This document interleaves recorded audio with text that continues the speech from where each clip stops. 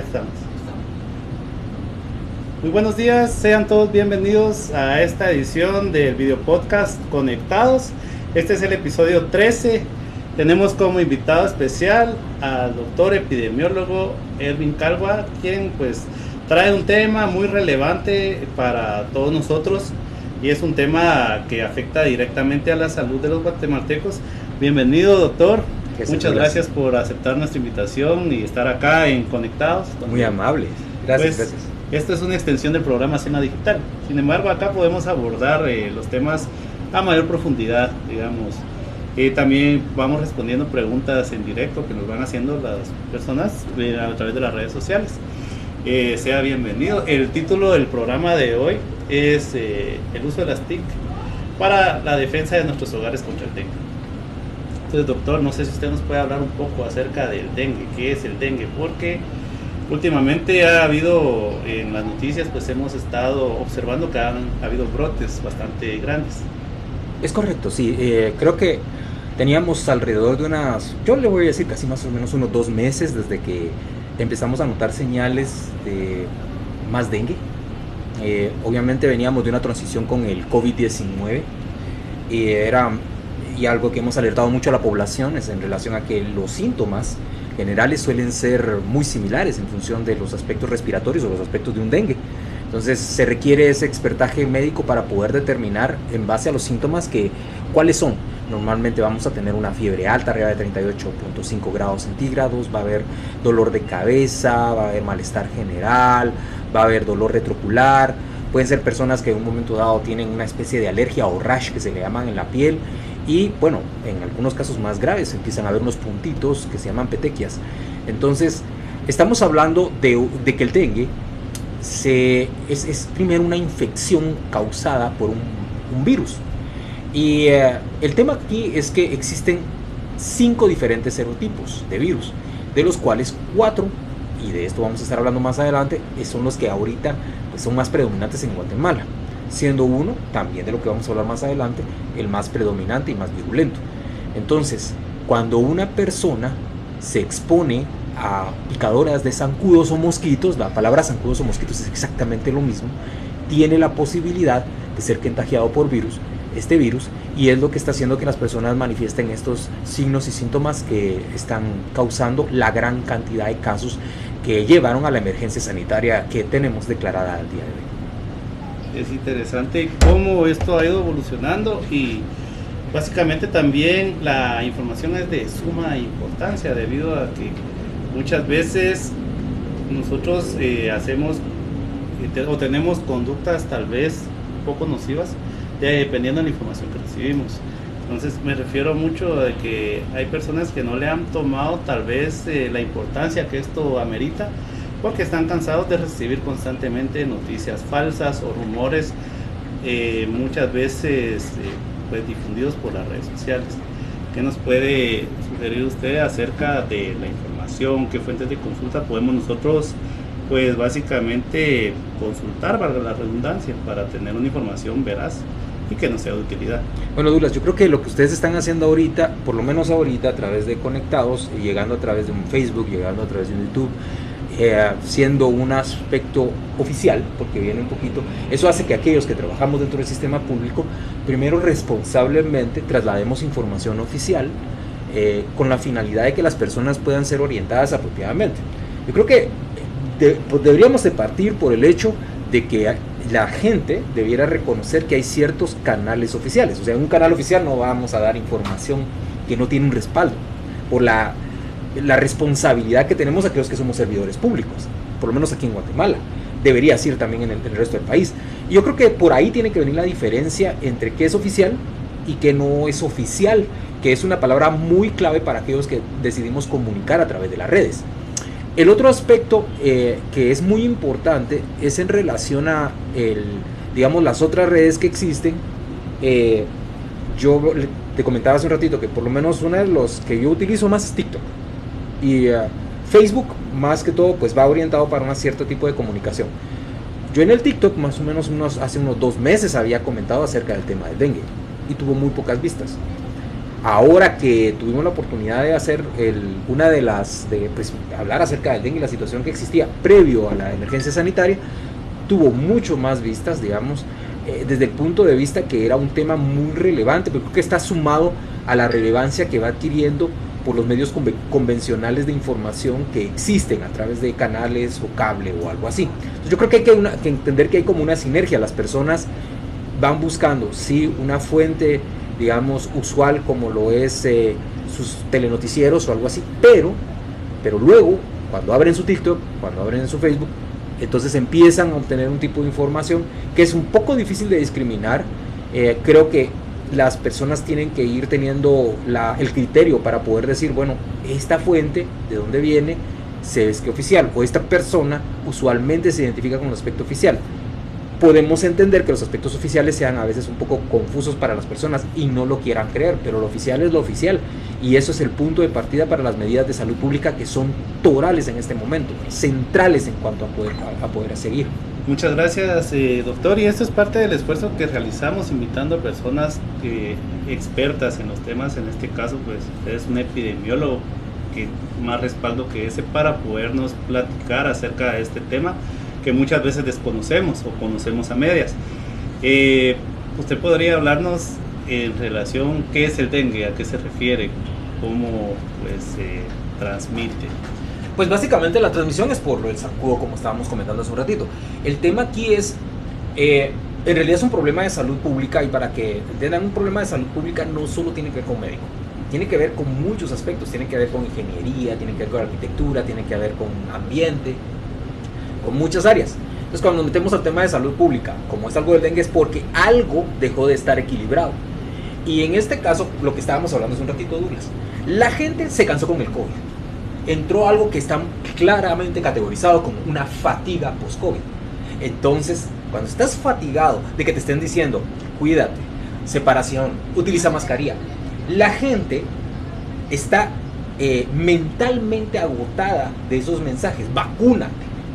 Entonces, ahorita que les hemos alertado que hay otros brotes que van a existir, no solo un respiratorio, que es más que todo pues un sistémico, la gente no le llega al mensaje de salud pública, y el dengue es una enfermedad que requiere prestarle atención a los aspectos que tienen que ver como dónde deposito el agua, y si tengo el agua depositada, depósitos de agua donde crece el zancudo, y si yo dejo de cuidar esos aspectos, crece el zancudo en las grandes cantidades que vemos ahorita. Y aunque yo lo haga en mi casa, aunque yo cuide mi casa, si el vecino no lo hace, ese zancudo puede viajar de 30 a 40 metros, o se ha visto hasta 2 kilómetros.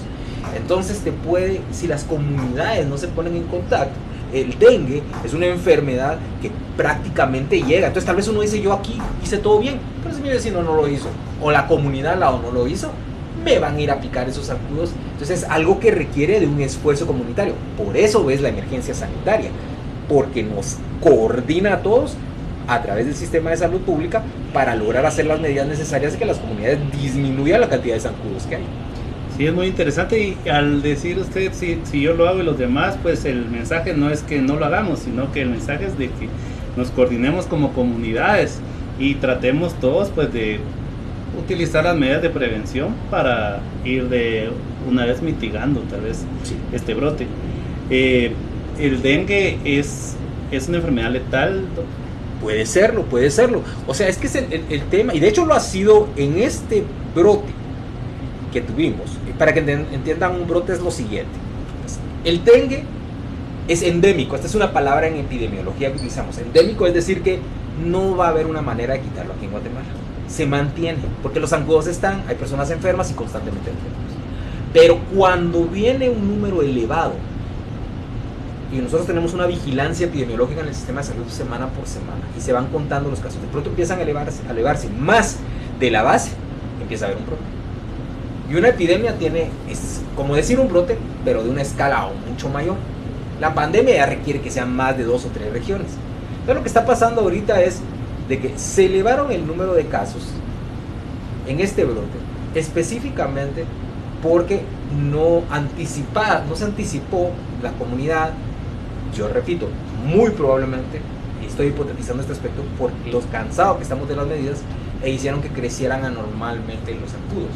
Más el calor que hace, más las lluvias que hay, y creó todo el ambiente necesario para que empezaran a haber un brote, un número elevado, que en este momento pues necesitamos bajar a través de las medidas de mitigación que se están indicando en la población. Sí, es interesante, es todo un ecosistema y sí, depende mucho también de las acciones que nosotros tomemos, porque podemos ir haciendo la diferencia, de repente limpiando las terrazas, las láminas, quitando esas llantas que muy comúnmente vemos que hay personas pues que no las tiran o no las venden a la chatarra, que son lugares donde propicios para que se estanque el agua y pues que este tipo de insectos pueda reproducirse. Doctor, el tema del dengue, ¿qué clases de dengue hay? Bueno, tenemos básicamente los dengues que antes se llamaban clásicos y hemorrágicos, pero ahora hablamos de un dengue sin síntomas, un dengue con síntomas y un dengue que puede ser grave. Es decir, esto depende mucho de los serotipos que nos ataquen, pero el asintomático obviamente es alguien que de pronto le hicieron la prueba y salió positivo. Está el sintomático, que es el que más vemos ahorita, y de hecho hay tantos sintomáticos que, como hemos alertado a la población, se han acabado en muchos lugares las pruebas. Ya no hay incluso accesibilidad a pruebas, las pruebas específicas de dengue. Yo me he topado un montón de lugares donde llegan con los niños y no le pueden hacer las pruebas, y ya se les acabó. Eso está sucediendo ahorita. Entonces, ante esa situación, necesitamos hacer otro tipo de pruebas, como por ejemplo la hematología completa, que es una forma indirecta, dependiendo de la clínica, porque lo que también hemos insistido, Douglas, es que las personas recuerden que tiene que evaluar un médico. Siempre tiene que evaluar un médico. Le establece una hematología, y si en la hematología aparecen los glóbulos blancos bajos y las plaquetas bajas, entonces ya nos da una idea que muy probablemente cursa con dengue. Y cuando están las plaquetas y eso bajo, nos alerta que puede llegar a ser un dengue grave. ¿Qué es un dengue grave? Un dengue grave es cuando ya la persona empieza a vomitar, tener dolor abdominal, empieza a tener la posibilidad de tener hemorragias en las encías o le sale sangre por la nariz.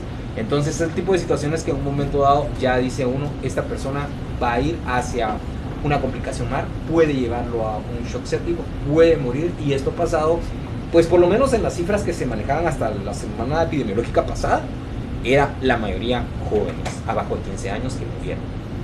Entonces podríamos decir que eran niños los que estaban muriendo. Prácticamente, eso más, por eso cerraron algunos lugares. ¿Y a qué se debe temas de alimentación de repente? Bueno, está en progreso la investigación en relación a ese aspecto, que es lo que hace el departamento, que no podemos saltar inmediatamente que hizo, pero lo que sí se sabe, que fue una de las medidas de salud pública que directamente hicieron, fue evitar que llegaran a las escuelas. Entonces, muy probablemente las escuelas habían focos de zancudos. El otro aspecto era lo que hablábamos, o sea, primero quitas el zancudo, el segundo aspecto es que la gente no se tarde, porque empieza a decir a los más, bueno, esperemos a llevarlo al médico, o le preguntan a la tía o a la amiga. Es aquí donde las redes juegan un papel muy importante, porque yo por lo menos en mis redes estoy constantemente diciendo, miren, vayan al médico, vayan a estar esperando, porque esos niños en 1 o 2 días se te descompensan. ¿Por qué? Porque empiezan a tener problemas de esas fiebres tan tremendas, pero se empiezan a perder células que son importantes, y además de eso a deshidratarse, y ya cuando llegan están muy complicados y ahí se mueren. Sí, podríamos hablar de que también el actuar oportunamente, esto puede salvar una vida. Totalmente, en cualquier enfermedad, pero ahorita, o sea, enfoquémonos en el aspecto de este brote, así tiene que ser, o sea, yo no tengo que estar esperando nada para llevar a mi hijo a un centro de salud, a un área de salud, a un médico particular, al ICS si fuera necesario, especialmente con los niños.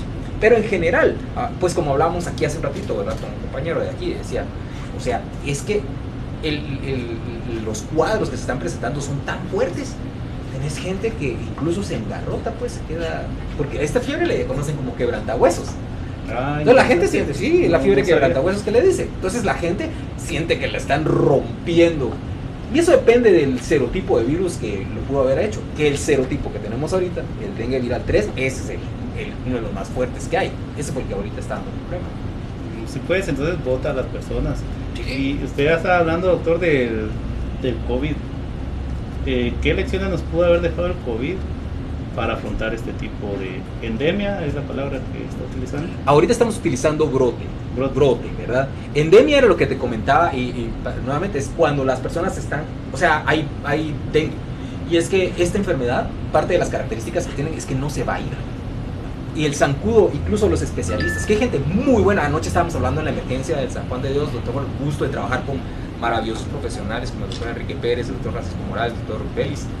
Y donde comentaban que fíjate que aquí en Guatemala hay experiencia con los zancudos. Yo no he tenido el punto de ver, pero sí han tenido experiencia con controlar. Pero uno de los expertos que ya no trabaja ahí, ya hace mucho tiempo, dijo alguna vez, lo que va a ser muy difícil en el mundo es erradicar al zancudo, pero sí lo podemos controlar con medidas. Entonces lo que nosotros necesitamos es comunicar constantemente para que la gente disminuya la cantidad de zancudos, porque dengue siempre va a haber. Sí. Lo que no queremos es que haya tanto dengue, ¿verdad? Y esos son los brotes, ¿verdad? La endemia es que lo vas a encontrar en ese país. Si alguien viaja, ahí es endémico, ¿verdad? Vas a encontrar dengue. Y vas a tener que sospechar de dengue si alguien empieza con alguna sintomatología. Brote es cuando suben los casos desproporcionalmente comparado con lo que es usual en lo usual y en la vigilancia que nosotros llevamos. Y en relación a este crecimiento o incremento de casos, ¿podría mencionarnos cómo ha estado regularmente, digamos? ¿Y qué tanto creció? Bueno, yo te puedo hablar de lo que por lo menos he visto por lo privado y en mi práctica pública, porque manejo los dos, y en efecto subieron desproporcionalmente. Y, o sea, los que más me preocupan son los niños, porque como hablamos hace un ratito, estos son los que pueden tener una gravedad que si las mamás y los papás, como decimos en el buen chapín, no se ponen pilas, entonces inmediatamente se van a descompensar y se pueden morir. Por el otro lado, tenemos a las personas de edad, arriba de 60, que les pega, pero súper fuerte. Incluso las personas de 30, 40, no he visto tanto de 20 o de 50, fíjate, pero de ahí, de 60 para arriba. Y digamos en el COVID, estábamos hablando acerca de lo que traes en relación al COVID, qué lecciones aprendidas pudimos haber tenido de esto. Bueno, son las mismas edades de vulnerables que existían para el COVID, pero desafortunadamente, y creo que eso es algo que tendríamos que abordar ya en otros espacios y en otra ocasión, acerca de el papel que ha jugado los medios, digamos, las redes, digamos, los medios de comunicación, en cuanto a agravar los mensajes o anular los mensajes de salud pública por la manera en que se ataca desde las redes las fuentes. Y digamos, eso demerita en primer grado el ataque, porque yo he visto algunos colegas míos que hacen lo mismo aquí o fuera de aquí, que realmente asustan los comentarios que mencionan algunas personas en tus redes sociales. Y luego tenemos a los otros que, derivado del COVID, porque todo esto viene más derivado del COVID, empiezan a desinformar, o sea, te trasladan otro tipo de información que podría ser grave para el manejo del paciente, en este caso del dengue, así como fue grave para el manejo del COVID-19. Sí, es muy interesante, y hay personas incluso que se dedican a generar contenido y pueden poner en riesgo la salud de las personas con tal de generar un contenido polémico que tal vez la fuente no sea fiable. Creo que eso, como usted bien lo dice, ha demeritado la gravedad de esta situación. Sí, totalmente. Entonces, pues la gente ya le pone menos importancia, empiezan a llenarse de rumores, porque hay un montón de rumores en relación a este tipo de brotes, que si los zancudos están modificados genéticamente, que si están criándolos en laboratorios, etcétera, etcétera. Sí. Eso no lo podemos comprobar, pero tampoco lo podemos, pues, de alguna manera desmentir. Entonces a nosotros lo que nos queda es generar una cultura de prevención. Sí, es correcto. En eso es lo que estamos trabajando, pues, nosotros en este espacio. Y pues usted, bienvenido cada vez que haya una noticia relevante, que sea para bien de la población, y en este caso temas de salud que a todos, pues, nos afectan. Pues las puertas están abiertas, doctor. Gracias, Douglas. Pues hablábamos de dengue, pero también esto es nuevo para mí, que hay tema de personas asintomáticas en este tema. Sí. ¿Podría mencionarnos cuáles son los síntomas más recurrentes? Pues fíjate, Douglas, que cuando decís asintomático, y es bonito que lo hablamos, porque el tema de la jerga médica siempre es complicada, ¿verdad? En general, asintomático significa que no tenés síntomas. o sea, sin síntomas. Entonces estabas investigando algo y de pronto sale con dengue. Las pruebas normalmente. Pero asintomático significa dengue. ¿Te acuerdas del COVID? En el COVID habían COVID asintomáticos. ¿Cómo los detectábamos? Porque de pronto tenían que viajar y les hacías un hisopado ahí en el hospital y resultaban con síntomas. Entonces, dengue asintomático significa voy a ponerte un ejemplo. Paciente embarazada.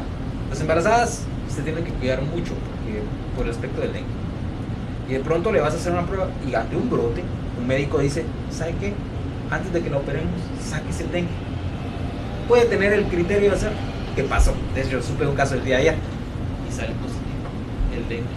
Y el paciente no tenía síntomas. Embarazada. De hecho, en el embarazo se interrumpió, está haciendo el procedimiento porque se interrumpió el embarazo y se cree que fue precisamente el dengue. Dentro de los estudios que pueden haber. Entonces sí, hay casos sintomáticos. El caso sintomático ya es como la utilización de la epidemiología en otro nivel por parte de los médicos para poder determinar si mejor le corren algo porque iba a una pérdida del embarazo. Entonces dijo, bueno, probablemente por el brote fue dengue. Sí, esto es un tema bastante interesante de lo que acaba de plantear la situación. ¿Qué puede hacer una persona, una mujer embarazada si pues contrae dengue? ¿Cómo debe de cuidarse? Pues este cuidado, lo primero es que tiene que comunicarse con el ginecobstetra. No trate de hacer, y si estás, bueno, como también puede ser que vienen o conocen parteras, porque incluso hay parteras aquí en el área metropolitana que atienden a personas que están en la zona 10, zona 14. Lo primero es ser evaluado por un médico, y el manejo es similar, hidratar y el manejo, si es la fiebre, hay que manejar la fiebre en función de uso de acetaminofén o algunas otras.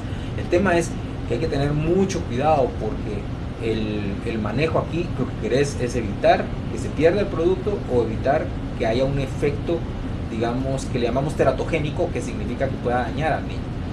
Entonces, el paracetamol y el acetaminofén es usualmente seguro para niños, pero hay que tener cuidado cómo se lo das, cuándo se lo das a la paciente, en qué vía se lo das. Entonces, lo más importante es pegarse a las indicaciones que el ginecobstetra va a dar. Sí, es correcto. Sí es complicado para una persona, digamos, tratarse el dengue, no digamos a alguien que depende, o una persona que tiene pues, básicamente un niño. ¿Cómo va a controlar uno esa situación? Entonces sí, lo más adecuado es buscar ayuda profesional. Sí, y monitoreo por las fiebres, sí es sintomático. Monitoreo. ¿Cómo nosotros podemos aportar para la reducción de estos brotes? ¿Qué medidas de prevención podemos tomar? Bueno, como estamos aquí conectados, creo que lo principal es que si estamos acostumbrados a trabajar en las redes, si estamos generando contenido, yo pienso que lo que puede hacer la audiencia es compartir este tipo de información que, repetimos, es oficial, tiene información que es orientadora, tratamos de que sea, no significa que tengan que confiar 100% de mí, pero porque eso sería demasiado arrogante, creo, pero es decir, para sentarnos acá, como bien dijiste, pues hemos vivido epidemias grandes, estamos viviendo esta actualmente, y los estudios que tenemos, más la experiencia, nos permiten ser una fuente dentro de los límites lo más confiable posible para la población. Entonces, si estamos viendo esto, pues compartirlo. Si creemos que podemos editar el contenido para los aspectos más, compartir los aspectos más importantes, porque ya que estamos generando este contenido para las redes, si es como decir, ataquemos un virus con otro virus, viralicemos este mensaje, ¿verdad? Entonces, para mí eso venía pensando cuando venía para acá, decía, realmente, ¿por qué hacemos esto? Porque este virus está viralizando por su propio mecanismo. Entonces nosotros aquí estamos queriendo que ustedes viralicen, pero por el otro lado los mensajes que tenemos. Eso está genial, y ese hubiera quedado como el nombre para el programa. Viralicemos, ataquemos el virus con otro virus. Y pues los invitamos también a viralizar esto que es positivo para que podamos crear una cultura de prevención. Tengo otra pregunta. ¿El dengue se puede confundir con alguna enfermedad respiratoria que también hemos tenido en estas temporadas? Pues un alza en los casos también de enfermedades respiratorias. Sí, Douglas. De hecho, nosotros en el sistema de salud tenemos meses, años, te voy a decir años desde que estamos controlando el COVID, que también descartábamos aspectos de dengue, porque es fiebre, dolor de cabeza, malestar general. Entonces sí se puede confundir con una infección respiratoria que también es muy frecuente en esta época.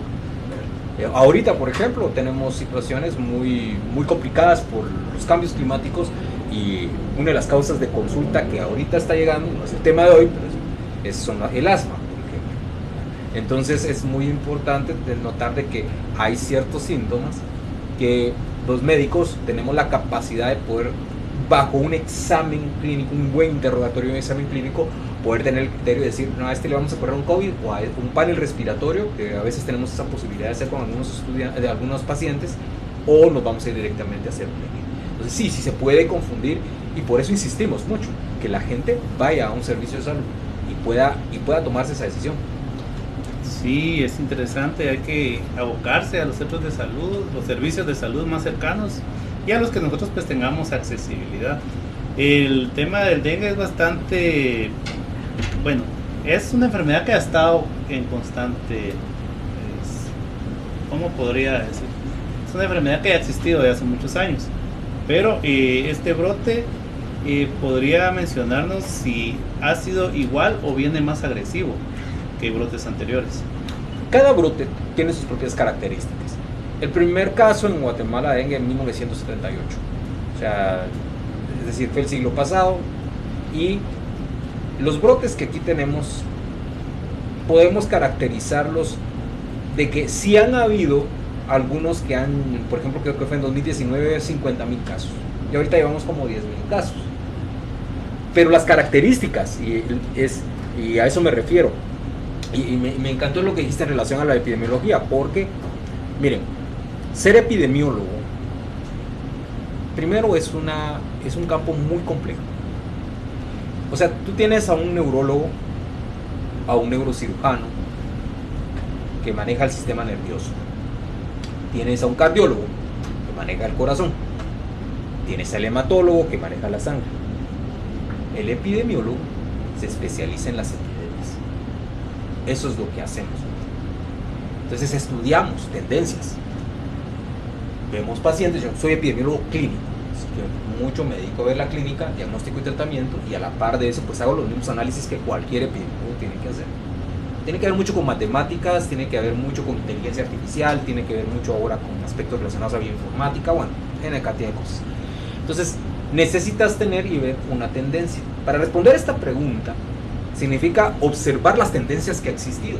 Entonces sí, en el año 2019-2020 teníamos 50,000 casos, pero era una exposición inicial a una gran cantidad de personas a un dengue, que creemos que ahora en esta segunda, esos que venían de esos años anteriores se exponen a una segunda infección por dengue, y cuando tienes una segunda infección de dengue, el caso es más grave.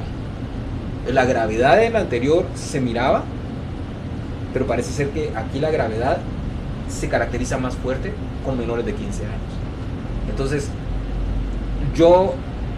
estamos escuchando, me imagino que en el sistema de salud se está analizando más los datos, no tengo los datos nacionales, eso lo hace un departamento de epidemiología nacional, pero digamos, lo que alertó, lo que llevó a la emergencia, es ver la cantidad de menores de 15 años que están muriendo. Sí, y esto me comentaba usted en la vez anterior que tuvimos la oportunidad de conversar en Zona Digital, de que precisamente el dengue no es que si me da me va a fortalecer y cuando me vuelva a dar pues yo voy a estar más fuerte para afrontar la enfermedad. Me estaba explicando que es lo contrario, y lo acaba de mencionar. Es decir, lo que pasa es de que tenemos 4 serotipos, 5 existen en el mundo, pero uno está en Asia y Malasia, luego nosotros circulan 1, 2, 3 y 4. Cuando te expones al dengue, y usualmente en tu vida, sin mucho te van a dar 4 veces dengue, según los datos estadísticos que hay. Te expones a una primera, y ese dengue te genera inmunidad para ese serotipo, y por un pequeño tiempo para el 2, 3 y 4, pero luego desaparece. Entonces, si en la siguiente llega un serotipo 2, que es el más predominante, no te cubre contra este primero. Es más, se ha visto estudios que bajan, o sea que va perdiendo inmunidad este primero que hubo. Entonces la gente dice, bueno, estamos logrando inmunidad para el dengue. Realmente no, porque hay tantos serotipos y parecieran 4, pero... Y a veces hasta teóricamente, no lo hemos visto en la práctica, podrían darte 2 dengues, 2 serotipos de dengue simultáneos, teóricamente.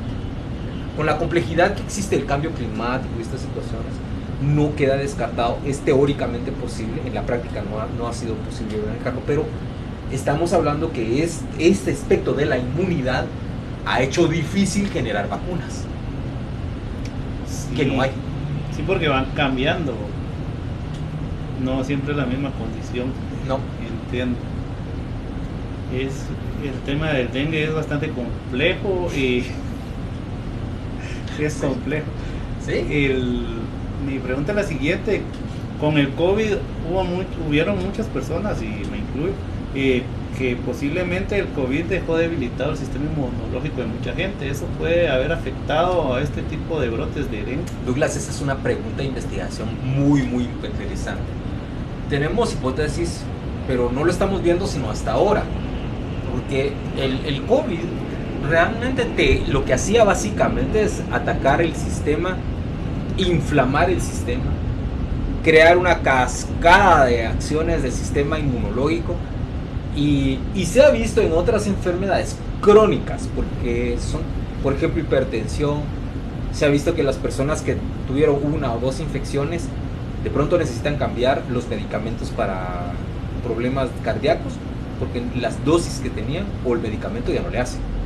Y esto supone un cambio que viene de la misma infección en una enfermedad crónica. Diabetes, incluso hay reportados diabetes de novo o nuevas basados en haber sido expuestos a COVID-19 en enfermedades crónicas. Cuando estamos hablando de una infección aguda, como es esta que estamos manejando ahorita, podemos suponer, en base a lo que hemos visto epidemiológicamente con otras enfermedades, que una persona que tuvo más de dos usualmente, y no necesitan ser muy severas, va a tener un sistema inmunológico más, digamos, proclive a alterarse ante la situación de una injuria como es una aguda. Sin contar que en el caso del COVID tenemos, aparte de los que te comento, de aquellos quienes tuvieron 2 o 3 infecciones, están las personas que tienen COVID permanente o COVID prolongado. El COVID prolongado es una entidad donde las personas no han salido del COVID, lo mantienen por meses y mantienen los síntomas, por eso se llama COVID prolongado. Puede ser a partir de 4 semanas que las personas lo mantienen y nunca se ha dejado, y esas personas pueden ser muy susceptibles a una infección del dengue, porque ya de por sí están afectadas, y entonces tendrían, algunos creen que están activos el virus y tienen los dos al mismo tiempo, COVID y dengue. El COVID prolongado, eso es algo nuevo para mí.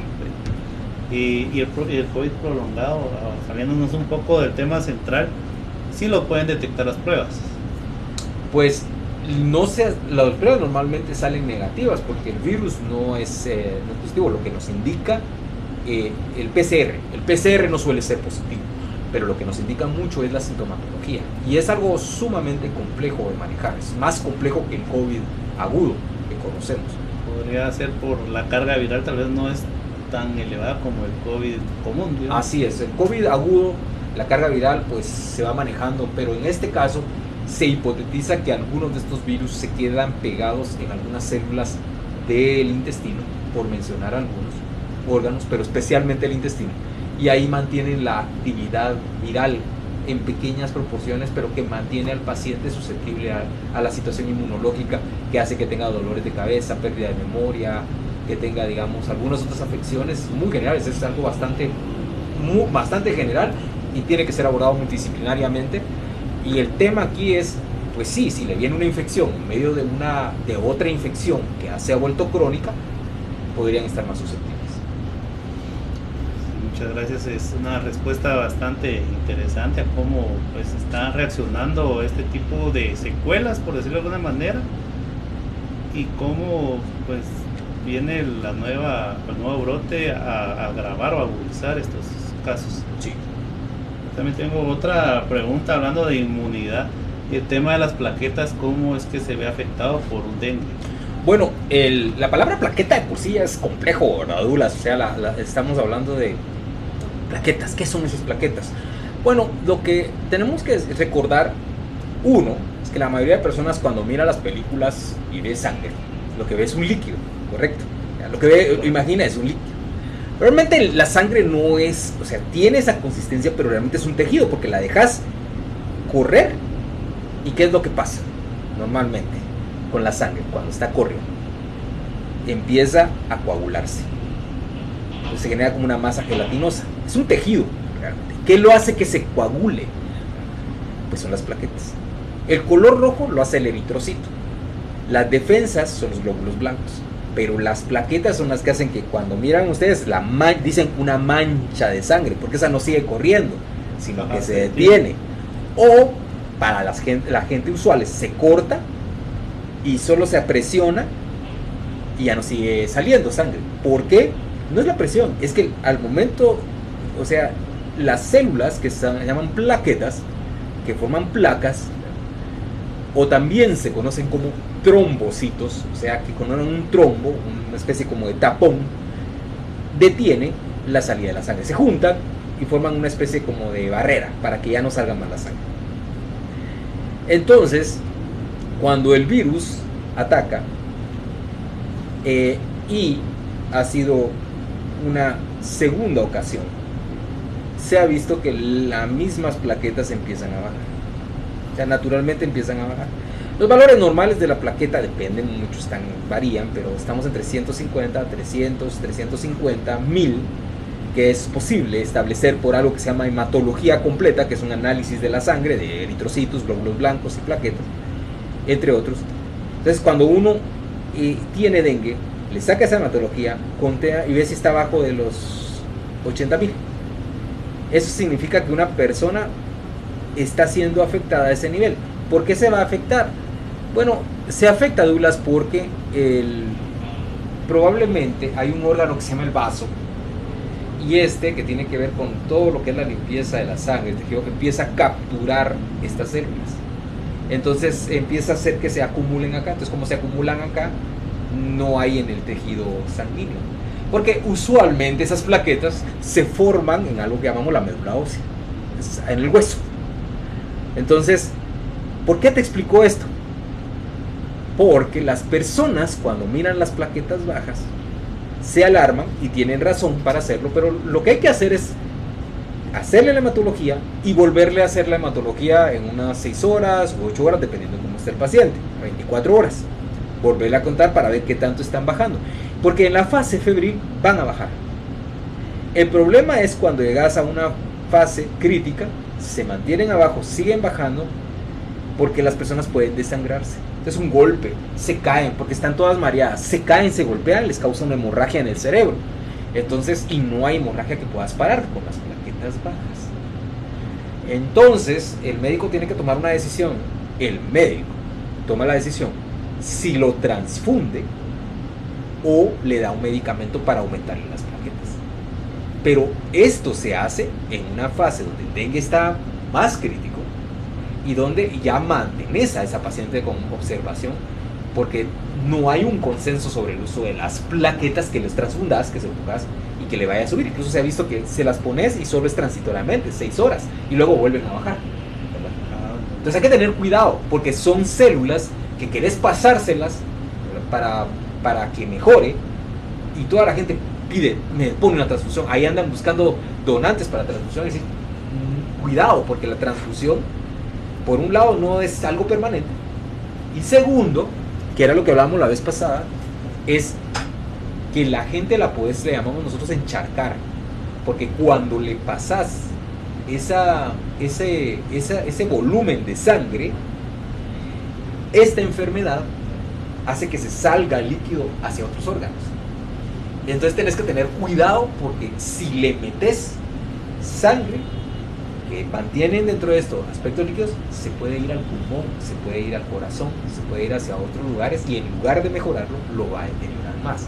Entonces, lo hablamos para lo que son ahorita con plaquetas, que es probable, no digamos el típico uso de póngame un suerito por intravenoso, que es lo que la gente pide. Entre eso, mire, es que no estoy tomando, y se ponen un suerito y el suero se les va a los pulmones y se le va, ¿no?, al menos lugar que tienen que hacer, porque la misma acción del dengue hace que eso se vaya. Así que el suero, normalmente, insistimos mucho esto en Zona Digital y lo hacemos también en Conectados, que el paciente que está aquí es por vía oral, tiene que tratar de tolerar todo lo que pueda, suero oral, agua, todo lo necesario, porque si se va por otros medios, tenemos riesgos y hay que tener mucho cuidado, ¿verdad?, de aceptar dar un suerito, especialmente a nuestros compañeros que les gusta poner sueritos por cualquier cosa. Sí, es que es algo común, o tal vez lo tenemos en el imaginario colectivo, que nos imaginamos a alguien enfermo y vemos que también tiene su suero, o es una manera fácil también de restablecer a las personas, pero no funciona en todos los casos. Vemos que o no está indicado, no está indicado. Es decir, hay indicaciones, pero ahorita, en este aspecto del dengue, te meten un suerito, como decimos en el buen chapín, te va a salir más caro el caldo que los frijoles. Entonces aquí hay que tener mucho cuidado, porque si le meten un suero a ese paciente que no sea por vía oral, ese líquido se puede ir hacia otras partes y le complica la vida al paciente.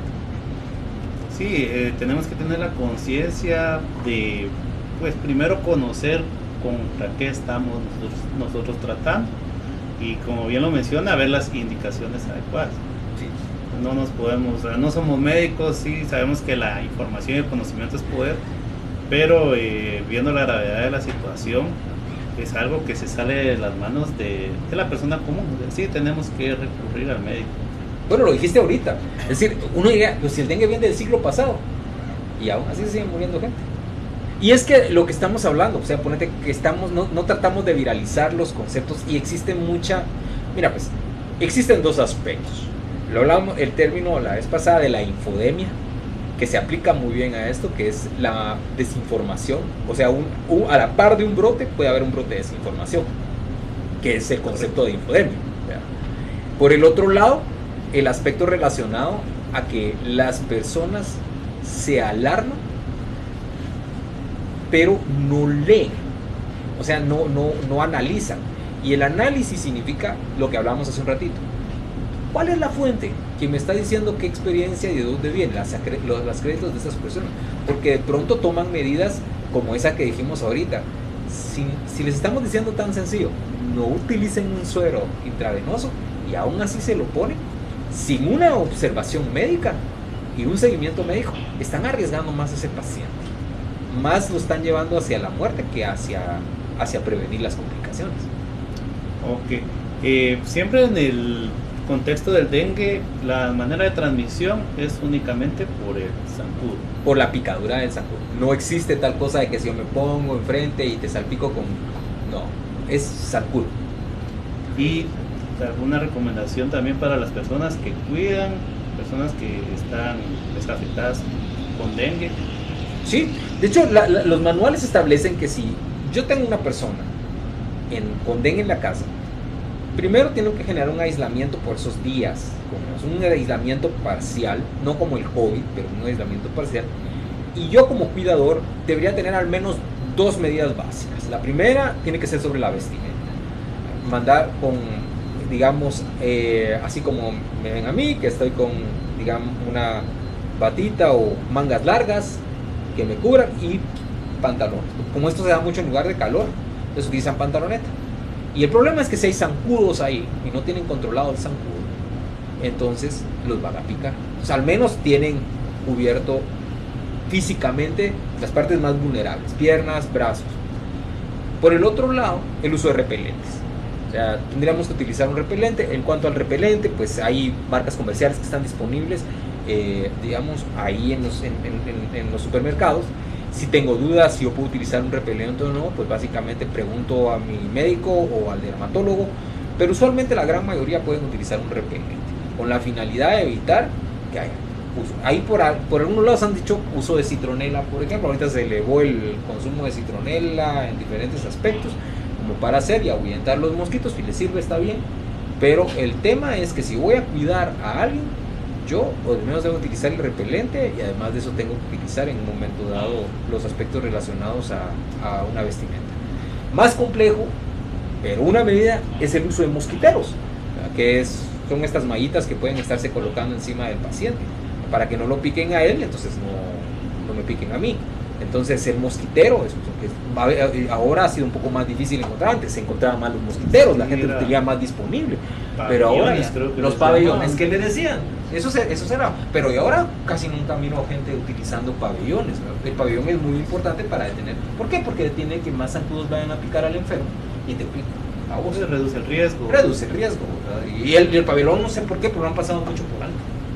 Sí, usted nos mencionaba en la última plática que tuvimos en Zona Digital, que muchas veces las personas que estaban cuidando al enfermo se descuidaban ellas mismas. Así es. Y agravaban el caso porque los dos paraban enfermos y ya no tenían quien cuidar a quién. Así está pasando, exactamente. Te terminas enfermo, lo miras, hay mamás que están así, hay niños que están así, eso pasa mucho con niños y mamás. Sí, entonces pues es un llamado también para que tengamos la conciencia de cuidarnos y prevenir también para nosotros, porque si nosotros estamos bien podemos ayudar, pero si estamos mal y los otros están mal, pues va a ser mucho más complicado ayudar a las personas a recuperarse. Sí, y recordate que es lo que estamos hablando, Douglas, es pues, la gran mayoría de la población no sabe si esta es la primera vez que le está dando o no. Entonces, sí, el problema es que el dengue no se va a ir, pero me deja susceptible a las complicaciones. Entonces, de aquí a 2 o 3 años vuelve a correr lo mismo y estoy más a riesgo. Nosotros no sabemos si en 2 o 3 años la otra se pasa trayendo a más gente. Si eso es lo complejo de la epidemiología. Sí saben que van a venir épocas que cada 3 o 4 años tomo las medidas necesarias para hacerlo, pero la gente no lo hace, que es aquí donde lo que estamos tratando de hacer por esta vía, a través de Conectados por las redes, es de que se viralice el mensaje que no estén esperando. Ahorita ya estamos tratando de controlar. Esta emergencia va a durar unos 3 meses, más o menos, según lo que establece el decreto. Pero... Y es complicado porque digamos que estos 3 meses viene mucha celebración. Viene el tema del Día de los Muertos, viene pues celebraciones donde hay aglomeraciones de personas. Por el Día de los Muertos que viene, porque cae dentro de este periodo, es el día cuando tienen ahí floreros y todas esas situaciones que si no cuidaste, te van a salir cosas crudas, cabrón. Pues muy interesante el tema, doctor. Y yo lo que le quiero pedir es de que le mande un mensaje a todos los televidentes y a las personas que están viendo el video podcast Conectados acerca de las medidas de prevención, cómo ellos pueden también contribuir a difundir esta información y que pues busquemos los momentos adecuados para poder también comunicar. Bueno, Douglas, creo que de esta Conectados dijimos: ataquemos este virus viralizando esta información. Esa es la reflexión del día de hoy. Yo creo que sí, ¿verdad? Ataquemos este virus viralizando esta información. ¿Qué es lo que queremos? 1, organícense como comunidades, porque esto no se va solo en mi casa. Y como comunidades cuidemos al semejante, ¿verdad? Logrando disminuir la cantidad de zancudos que hay, que eso, o sea, es de disminuirlo. Eso es lo que va a controlar al número normal que hay de casos. El otro aspecto es no me tarde en buscar al médico. Si me siento mal, busque, especialmente con los niños.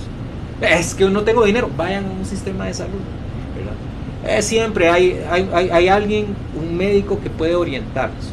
El tema es no esperar, porque cuando ya las situaciones más delicadas, es triste ver esos casos de las personas que, pudiendo llegar a tiempo, perdieron la vida de un ser querido. Y no es necesario hacerlo.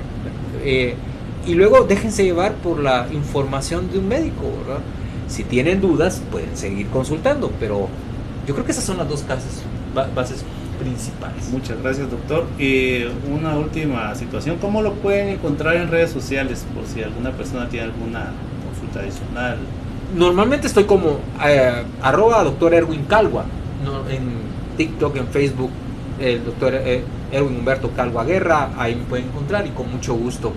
Así a través de esas redes sociales o acá, ¿verdad? A través de ustedes. ¿Verdad? Que tenemos Sí, una muy con buena mucho comunicación gusto. contigo, pueden escribir acá y podemos ayudar a quien quiera. Exactamente, pueden escribirnos a las redes sociales y también nosotros vamos a brindar la información del doctor. Incluso también vamos a estar promocionando los programas a través de shorts, donde vamos a poner puntos muy específicos. Y que la gente nos ayude también con sus pequeños shows que pueda hacer, ¿verdad? Si tienen esto, Exactamente, agarren sí. los más y que lo viralicen. Viralicemos esta información para combatir el virus del dengue.